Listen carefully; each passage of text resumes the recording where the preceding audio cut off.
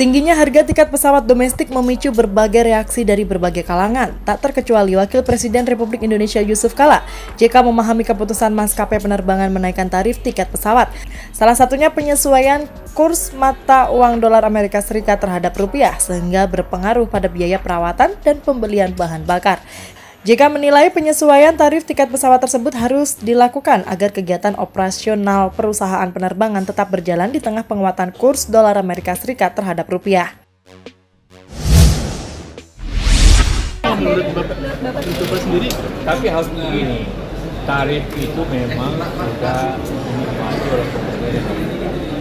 Tapi kita juga mengetahui dengan rupiah, karena mereka itu membayar dolar, membeli pesawat dengan dolar, membeli aftur dengan dolar, tapi bayarnya tarifnya rupiah. Maka mau tidak mau harus ada penyesuaian secara bertahap.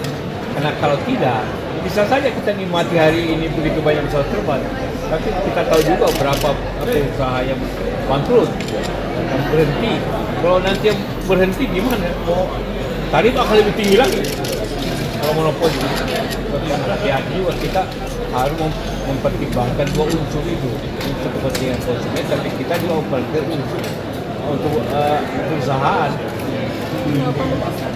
Kalau misalnya dari Jakarta ke Bandung itu harganya lebih mahal dibandingkan. Apabila harga tiket pesawat tidak sesuai dengan biaya operasional maskapai, maka akan memicu lesunya industri maskapai yang berakibat pada bangkrutnya perusahaan penerbangan.